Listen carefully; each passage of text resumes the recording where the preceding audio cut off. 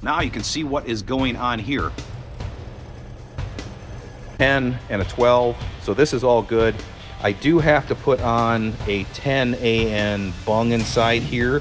This is a 372 cubic incher.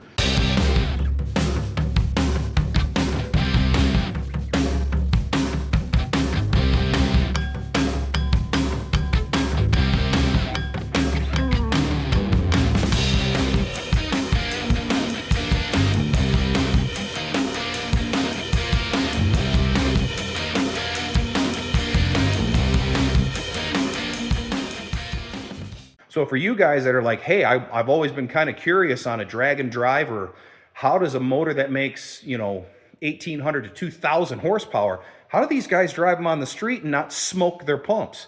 Well, you're going to spend a shit ton of money on a fuel pump. I can tell you that right now, because this fuel system is the most expensive fuel system I have ever put in a car, period.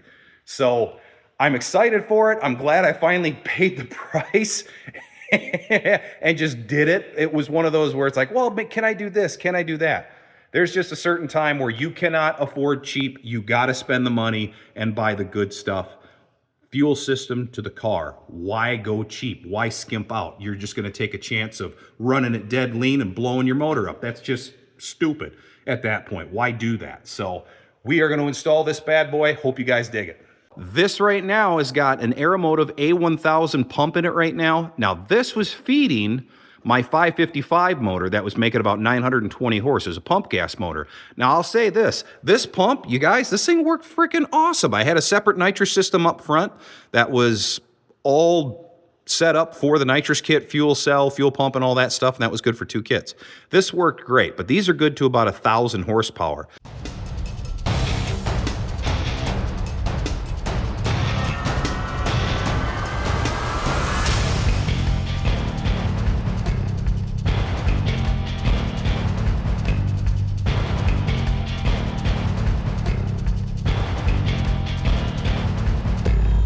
So that came out nice and easy. For you guys that are curious on these pumps, this is a 10 going in, a 10 going out, and an 8 AN return line.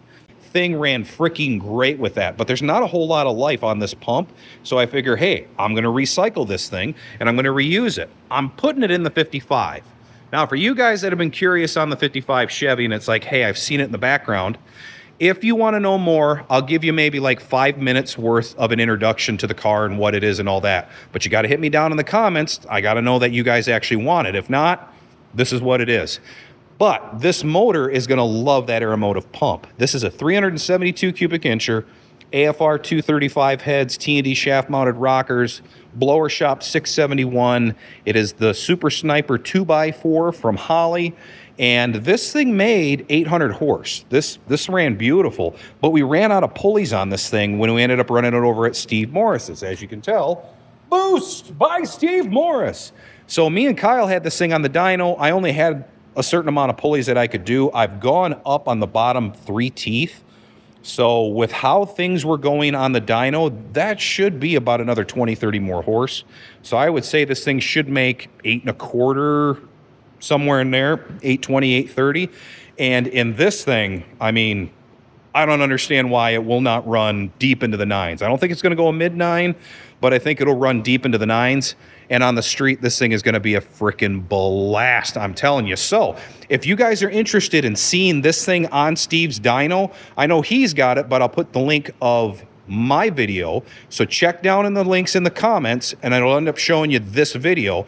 Click on that. You can see me and Kyle dynoing this thing. Steve comes in at the end, pulls out another 40 horse on this thing. And for you guys that are doing roots blowers like this is a snow water meth injection on it. I can say this. All we did was hook up the water meth, and this was on really low boost when we first were doing it. Just hooking it up. No timing, no screwing with anything in the fuel, nothing. Hooking that up, we gained 60 horse. Just putting a water meth kit on it. That was cool. So check the link down in the comments.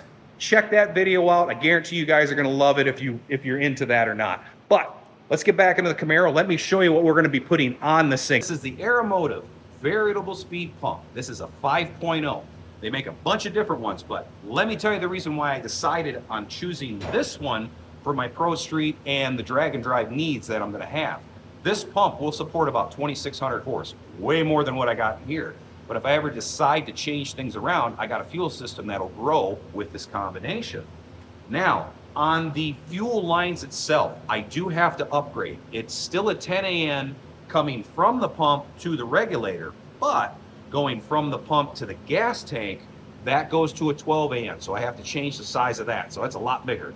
And then the return side of this goes from an 8 AN to a 10 AN. So all of this stuff's got to change. Also, the filter's way, way bigger. The mounting pad is different. I'm gonna have to change a few of those things around from what I had set up underneath here. We'll get into that in a second. But this is the reason why a lot of guys are choosing these new variable speed pumps, and why they work so good for Pro Street and drag and drive is because these pumps are only gonna run at about 30 or 40% of maximum capacity. Why is that important? Okay, think about it. If you have your pump running at 100% all the time, that pump is going to eventually want to burn itself up in multiple ways, like this. These are return style systems. This is a 5.0, 5 gallons per minute. Let's say you have a 15-gallon tank.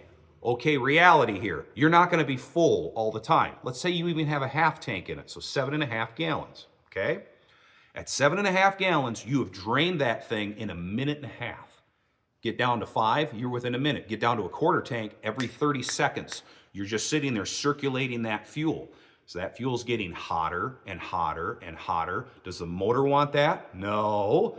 Does your fuel pump, let's say the fuel pump's at 100%. What's going on with that fuel pump? There's no way it's cooling from what? The air passing through, that hot fuel going inside of it. That's how you're gonna burn your frickin' pump up. So having the variable speed is actually going to slow things down, allow it to kind of soak much longer, and the fuel pump itself isn't buzzing away so hard.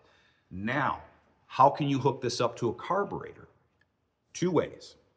One, they still make a throttle position sensor. Fuel injection, that's what you're going to be going off of, throttle position sensor. They do make a throttle position sensor that almost reminds me of like a nitrous micro switch that would go off my secondaries. So if you guys don't know what I'm talking about, you can look that up. But I've seen that, or you just hook it up to a toggle switch. Get ready to go to the track, or you're getting ready to really, raise some hell or whatever, flip the switch, system's on, that pump's running at 100%. And that is the reason why I chose to run this setup compared to everybody else. So let's go put this bad boy in.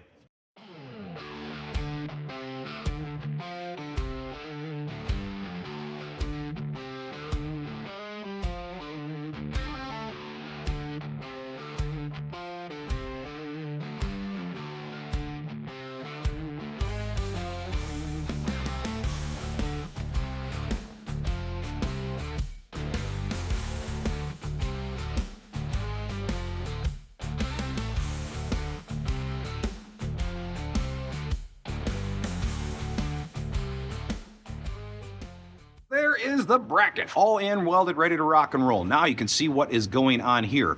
Originally, I was going to run a bulkhead coming out of here and then a 90-degree coupler going into the filter. This is so far away, there's no way that that was going to work, so I had to improvise. So now we're going along the back edge of the roll cage, and then my bulkhead's right here to where there's the other side.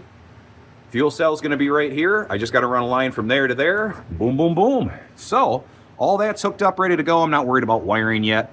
That's hooked to the front of the car, so the feed line's ready to go. Now, I just put the bulkhead in right there. As you can see, that is a 10 AN. That is going for the return line, so I got that in right now. Next up is doing the return line from up front. I got to feed it, hook it up to here. The fuel cell, I have to put the bulkhead fitting on that. The fuel cell's over here. This is a Rhodes Racecraft or Race Cars 20-gallon cell. It's already set up with a 10 and a 12, so this is all good. I do have to put on a 10 AN bung inside here because that's an 8. There is the 12 AN feed line. And then back here, you can see where the 10 is going. Oh, from there to the bulkhead fitting right down there. We miss everything. Not worrying about rubbing on anything. Works out really, really well. And again, I put a little bit of Loctite on that bulkhead just to make sure once I tighten things down, because the worst thing that's going to happen is that that nut that's inside there, it drops and falls inside and, you know, clogs a hole or something bad could happen. So I always put a little extra Loctite on those anytime I've done them inside the fuel cell. This top side, like I said, I'm going to get a filler neck that actually comes out at like a 45 that just gets a screw-on cap. So those are really nice, and I have more than enough room here not to hit the trunk. So that is going to be really, really nice, because this is a pain in the butt. Clicking this open and trying to fit your gas can through, it's going to be way, way better. Now that I got on order, so I still might have to pull the fuel cell out of the car, so it's just in loose right now. But everything is ran. It's not wired up, but everything is ran. Everything is done. It's not super hard, you guys. This is the same as what you would do on a regular fuel system for, let's say, your 800 horse combination or like the 55 Chevy. It's just bigger lines. And the fuel pump is a variable speed fuel pump as well. So it's all pretty much the same stuff. And I know, I'm sure you guys will say that in the comments. But if you were curious on, hey man, what's a 2,500 horsepower fuel system look like? Well, this is what it looks like. This is the stuff you got to run. And price-wise, oh, let's just say it's probably in total, you're $3,000. And that's the cold, hard reality of it. But you want to feed something like what I got up front or not? Or you want to take a chance and buy some cheap Chinese crap and possibly not have enough fuel and lean out the motor and blow it up? I don't want to do that. That's why I went this route. So I hope you guys dug it. Hope you guys like it.